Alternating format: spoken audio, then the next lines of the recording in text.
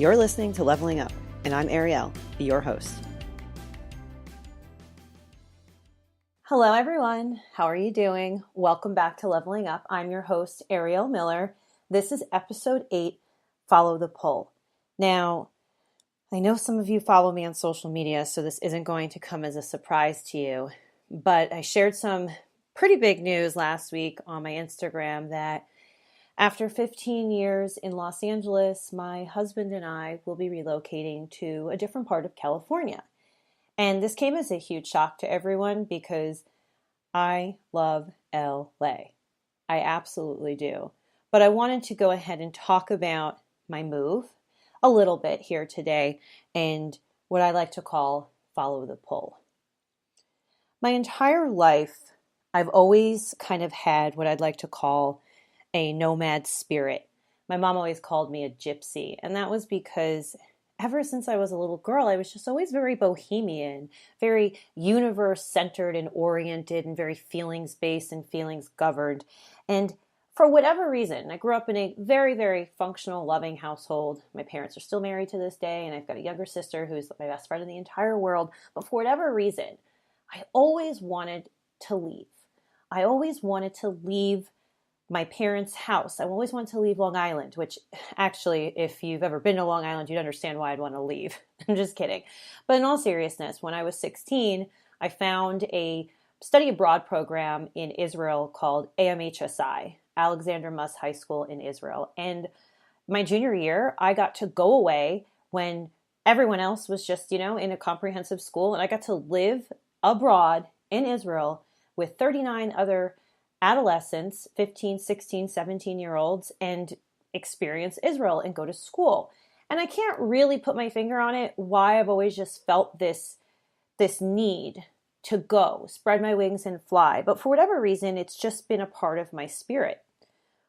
So when I was leaving college, I had wanted to come to Los Angeles. As a matter of fact, I wanted to drop out of college at one point and move to California. And my parents were like, no, that's not happening. So after my undergraduate degree, I ran off to Los Angeles. And I say ran off to Los Angeles because I ran away from my life. My college boyfriend, who I thought was the love of my life, broke up with me. And it devastated me. So I literally worked like 5 jobs that summer so that I could finance my move to LA and come to LA and start a life. And contextualizing this for you, when I say start a life, I really meant that I was starting a life. When I lived in New York, I didn't have a life. I didn't really have lasting, meaningful friendships. I didn't really have relationships with people. So when I left at 22, 23, I wasn't severing anything. And that's why I say I ran away. And I was running away from something and running to create a future for myself. And that's literally what I did, is I took my broken heart and figured I'd mend it while living in a new city where I didn't know anyone, with no friends, no family, and in a new career. And my new career, I was a first-year teacher teaching English in what I mentioned in my blog was, quote, a rough school. Over the years, LA it's a part of my essence. It has become the fibers of my soul. And through, I say this and I mean this, like I am an absolute, complete and utter Angelino.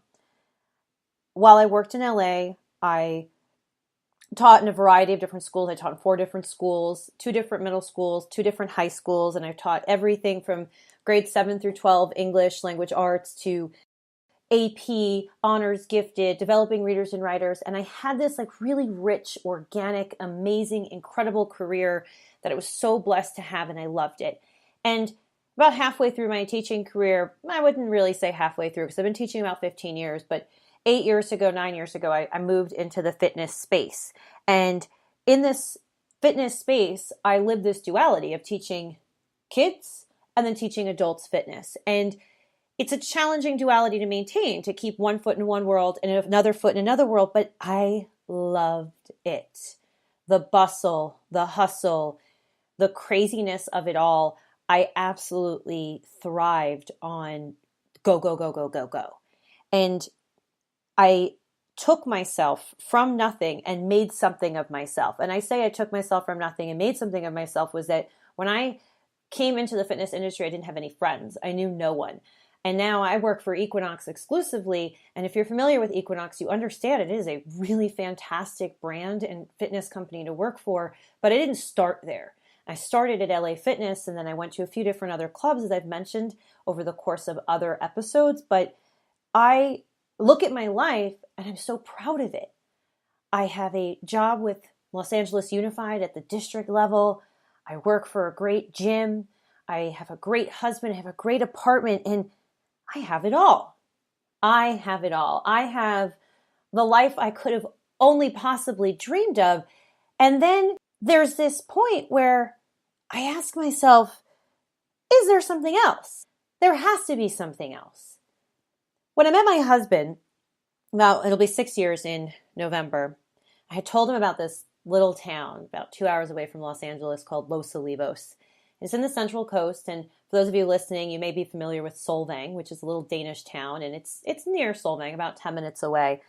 I told him, I said, oh God, I haven't been there in about 5, 6 years, 7 years maybe. And I said, oh, there's something about it. I want to live there. He looks at me, he's like, you want to live there? He's like, it's a small town. I said, small town, it's rural. There's horses and there's goats, and I don't know if there's cows, but whatever there is, it's rural. People wear cowboy hats, and there's grass, and there's mountains, and there's few traffic lights. It is definitely the polar opposite of city. And he kind of gawked and laughed and mocked me a little that this was a dream of mine, and came up to Los Olivos. And my husband said, wow, I get it. I get it. I understand why you want to be here. There is something about this place, something in the air, something in the energy of the earth. There is something about this geographic location that I can't quite put my finger on, but I understand how and why you feel the way that you do.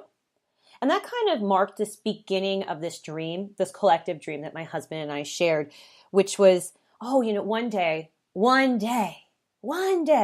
of dream, we're going to live in Los Olivos. And every time we went up to Los Olivos, we were those tourists, if you will, in the tasting rooms. It's wine country, or at least one of the wine countries here in Southern California, or in California rather. And we'd go up, oh my God, we're going to move here. We would tell everyone, we're going to move here. We're going to move here. It's like, listen, I live in LA. People come visit and they're like, oh my God, I'm so going to move here. And I roll my eyes because I'm like, bitch, you ain't going to move here. Like, talk is cheap. If you're going to do it, put some action behind it.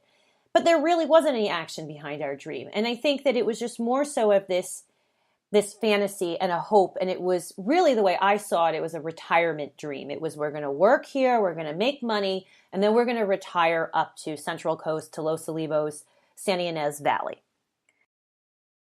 Throughout this course of the almost 6 years we've been together, Greg and I have discussed, maybe we leave Los Angeles. Maybe we go somewhere else. Maybe we go to Denver. Maybe we go to Austin. Maybe we go to, Florida, be closer to my parents. I mean, we talked about it, and even have gone so far as to Greg has interviewed positions in the restaurant industry outside of Los Angeles. We'd even flown to Denver, and this was years ago, and nobody knew about it. But we were really dabbling with the idea of, maybe it was time to leave.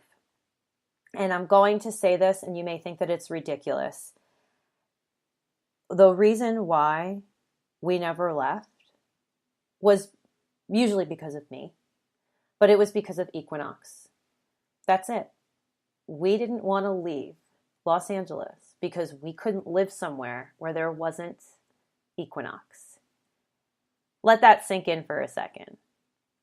So you're telling me that I put my life on hold for really my secondary career, which is working in fitness, because I was too fearful of leaving something that I felt like I worked really hard for. And that was establishing myself for one of the most sought after, well-respected fitness brands in possibly the world. And I felt like I can't leave that. I can't walk away from that. Who am I without this behemoth? And I've got to say, it's not even a matter of like, oh my God, I don't know who I am. It's really about what I would like to really point out as attachment. And I kind of, for me at least, I'm going to group attachment and ego in one, although I'm going to link this back to yoga in a moment. But what it really is and was for me is that my attachment to my fitness self and my fitness work was really a lesson in ego, a lesson in letting it go. Now, in yoga, we have 5 yamas, and these yamas are specific behaviors and they're practices that are supposed to directly lead us towards a goal. So the 5th yama, which is non-attachment. And this non-attachment is about non-grasping, generosity, simplicity. In thinking about this incredible attachment that I have to equinox, I really did a lot of reflection and thinking about, well, how does this translate to this yogic life that I try my best to live? And I want to remind people that yoga is not just about asana, which are the poses. It's not even just only about the pranayama, which is the breath.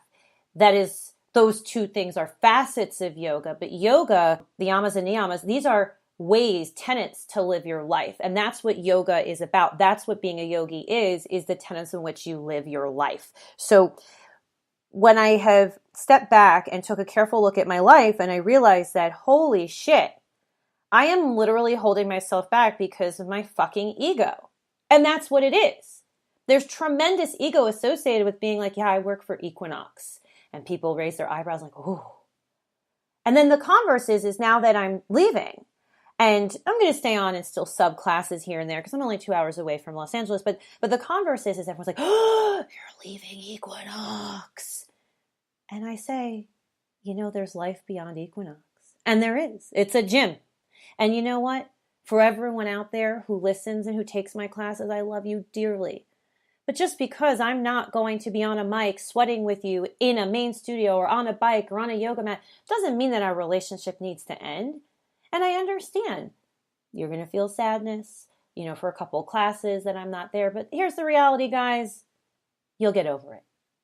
You'll miss me and I'll miss you. But like anything else in this world is we get over things. And that's the beauty, right? And I believe that's like a Freudian concept, is that we remember the past rosier and more fond than it really may have been. Otherwise, we'd go insane. So we look back on the past with a fondness, and nobody can take those memories and the joy you feel in your heart away from you, but we move on.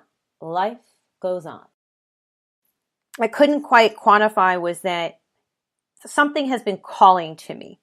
So when I talk about this non-attachment, there's been this nag at my heart and at my soul that's been a question of like, what else is there? So when I was 22, 23, I followed that pull to Los Angeles. After never having visited the city, for whatever reason, it said, you need to be here. And I listened to that and I honored that voice, and I've came and I've had the most incredible 15 years of my life. I've thrived as an educator. I was teacher of the year. I was recently promoted. I've done incredible things in education, gotten kids to college that were first generation graduates of high school, and then they went to college, and they're changing their communities. They're changing the narrative that was previously written in their culture, in their home, in their neighborhoods. Like, I couldn't have asked for a better footprint in this world. But when you can't shake this thing that's underlying, that is telling you that there must be something else, you have to honor that. So in November, I came home from a trip with Greg, and we were in Los Olivos, and my holistic nutritionist said, I want you to make a vision board. And for those of you who are unfamiliar, a vision board is something that is a collage with minimal words, if any words really, and it's just images of things that you hope to manifest. And anything goes. Anything that speaks to your heart, anything that you are wanting to achieve in your world, in your life, cut it out of a magazine and put it on your vision board. So I created my vision board. And my vision board was pictures of rolling hills, wine, a horse or horses rather, a woman with a surfboard, a few fitness type clothes, and then some Mexican food, and naturally avocados and chocolate, because what is life without avocados? What is life without chocolate? And I mean, really, chocolate, avocados, and wine. I don't know about you, but pretty healthy, balanced diet right there. So my vision board hung or was propped up rather. It wouldn't say it was hung. It was propped up on our dry bar in our house for a couple of weeks. And I looked at it, and then I finally relocated it to my to my closet, where I taped it up, and I would see it every day. And it's a subconscious thing. You see this vision board, and the idea is you send this messaging out into the universe on a subconscious level. You're also working towards these manifestations, and that eventually you achieve them. And I really didn't think about this vision board until things had shifted, and I had said to my holistic nutritionist, oh, by the way, Greg and I are moving. And she goes, oh, I just got chills. And I said, why? I said, I know. I said, I know. We're leaving. She's like, no, your vision board. And I was like, holy shit. You're right. My vision board. And I went home and I looked at it and was like, oh my God, this is happening. Like, I made this happen. Oh my God, we are leaving, and I'm going to live this life that I created for myself. Like, I couldn't even believe that this was happening. It was remarkable. So when we talk about the 5 yamas and the 5th yama, which is this non-attachment, which is non-grasping, generosity, and simplicity, this life that I'm looking to lead is this life of simplicity. No more running around. No more teaching 8,000 fitness classes for 8,000 fitness entities, in addition to teaching my kids, grading papers, dealing with parents, sending emails, writing my blog, recording and editing this podcast. Like, for God's sake, when do I live is the question. I am living, but on what kind of level am I living? And that's the question I want you to think about, is like, what kind of quality to your life are you living? Like, what is the quality of the life that you currently exist in? And are you happy with that quality of life? And if not, well, then how are you changing it? Bigger picture is, if we're so busy and we're so hurried and there's so much distraction and there's so much noise, are we able to listen to the whispers of the universe? Are you able to observe and take in the signs of the universe? Or have we just gotten so out of touch with ourselves because we're busy? And I say busy. How often do we just talk to each other and say, oh my God, we need to get together, but oh my God, I'm so busy. I'll be in touch. Love you, mean it. Mwah. And that's it. Do you ever get in touch? Like, we sit there and talk about how we need to get together, but we're so busy. But nobody ever wants to carve that time out for each other. So I'm thinking about my life, and it's like, do I want to live that life? Like, is that living purposefully, being too busy to lead my life the way that I want to lead it? Friends, the universe is speaking to us. And sometimes the noise and the clamor and the chatter is just too loud. It's too distracting, that it's drowning out our truth. So how can you live your truth if you're too distracted to know what that truth is or to honor it? I wonder, and I say this out loud because this move is not easy. And I don't want anyone to think that I stand here as this pillar of strength, because right before I recorded this episode, I had like a hysterical breakdown to my husband saying, like, and I'm going to get emotional about it now, is like, are we making a mistake? Are we making a colossal mistake by doing this? And you can tell I'm emotional again, because I want you to hear it, and I want you to know that I'm a human and I feel things, and it's okay to be scared, and it's okay to worry if you're making the right decision. It's okay to doubt yourself, but what it is not okay is to allow fear to govern your life. And when I say to not allow fear govern your life, I couldn't think of anything more tragic than in 20 years from now, looking over at my husband and saying, like, oh my God, Greg, remember when we could have tried to start anew and hit the reset button on our life, but we did it because we were too scared? That is a tragedy. So what would you do if you couldn't fail? And I talked about this in my blog, because when I was 22, 23, and I moved to Los Angeles, I didn't even have a job, by the way. I thought I did, but I didn't. I was hired and processed by LAUSD, but I didn't actually have a job. I didn't even have a place to live. I was living out of a hotel. My car wasn't here. It was being shipped out by my parents once I found a place to live. So I had no failure mechanism. I didn't think that I could fail. It wasn't even an option. I didn't know what it meant to fail. It was, yeah, I'm moving to Los Angeles. I got a job. And I said this in my first episode, I guess ignorance truly is bliss, but we get so caught up in what if we fail? And you know what? And this is something Greg and I continue to remind ourselves as we talk ourselves through this process. What if we go to Santa Ynez Valley and we don't like it? What happens? Absolutely nothing. We've lost a year in LA. I still keep my employment with LAUSD. So we don't live in this awesome apartment that we currently live in. It's, hello, non-attachment, like I told you. It's just stuff. It's just a house. And love isn't a thing. It's intangible. Family is where your husband is, where your wife is, where your children are, where your grandparents are, where your parents live. Like that is home. Home isn't a place or a thing. You can't touch home. Home is just a skeleton that may house the love and the family that lives there, but home is my family. It's my husband, and it's my 6-pound adorable cat.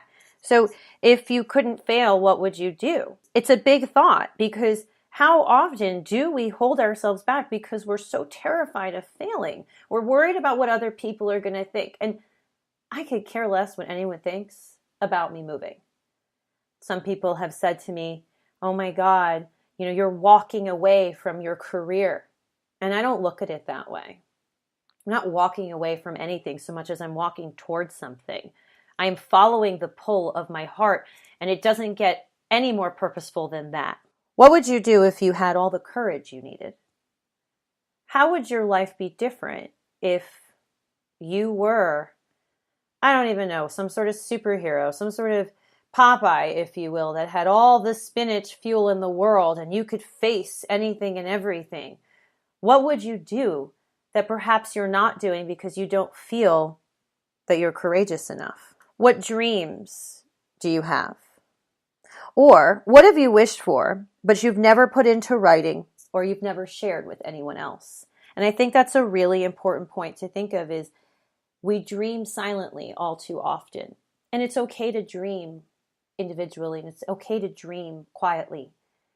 But what happens to those dreams if they're just a thought in your head that never becomes a manifestation? Then it's not a dream, it's just a wish, and it's a hope. And the way that I look at the life that I'm choosing to live is that I don't want to live a life of wondering, hoping, and wishing. I want to lead a life of doing. I consider myself a woman of action. And what kind of woman of action would I be if, when faced with an opportunity to potentially catapult myself into something magical and beautiful, I run away from it because I'm afraid and because I don't think I have the courage? And that's it. Is people are only brave because they're scared. And I am so scared about this next chapter of my life. But I recognize that I need to follow the pull. I need to listen to the signs of the universe. And by following this pull, what that really means is I am consciously relinquishing ego. I'm relinquishing attachment. I am giving myself permission. I am choosing to liberate myself. And that doesn't mean that I'm not scared. But what that means is I'm choosing to take an opportunity, to take a chance on myself. Because with great risk comes great return. So I implore you, my friend, to clean out the clutter of your life so that you can listen to the whispers of the universe, because they're there. As faint as they may be or as they seem, they are there. They're in the background, and the universe is talking to you. And are you too distracted, too busy to listen? Are you too busy doing the things that don't matter to prevent you from really hearing your truth so that you can live your truth? I want to leave you with a final thought. I would say that when I was about 30 years old, I had said to my mom and I said to my family, I'm going to leave education. I'm going to work full-time in fitness.